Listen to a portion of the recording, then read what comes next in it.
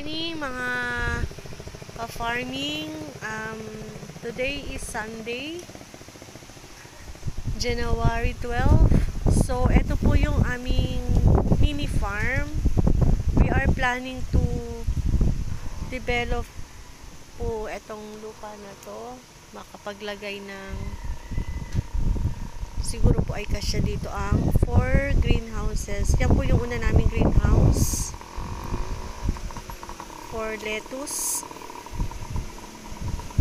Ang maganda lang po sa lote na ito is malapit po siya sa kalsada at hindi po siya mahirap puntahan. So katabi po namin yung Badajos Cafe. Ito po yan siya sa Purok 4, Malaking Tadyaw, Silang, Cavite. So nag-start pa lang po kami na i-develop yung area. Pasok po tayo.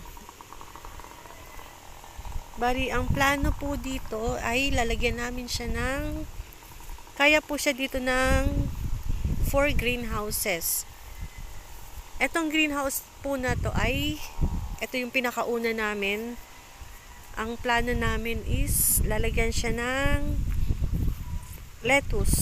So, bali, ang size po ng greenhouse na to ay 5 meters by 10 meters.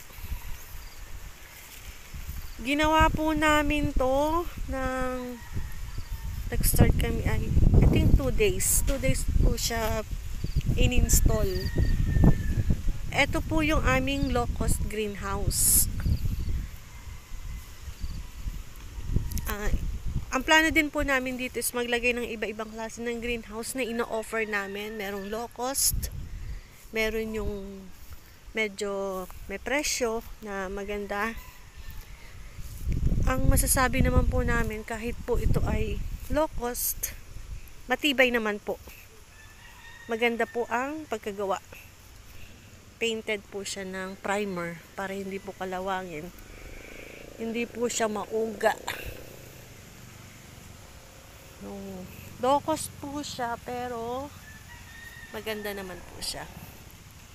So yan, kasya pa po dito ang 3 greenhouse na size 5 by 12 meters. So, i-develop po namin tong farm. Ang plano po namin ay lagyan nga po siya ng 4 greenhouses para sa fruiting, tsaka sa leafy vegetables. So, ito pong una ay para sa lettuce. Sa mga naghahanap po ng lettuce, ng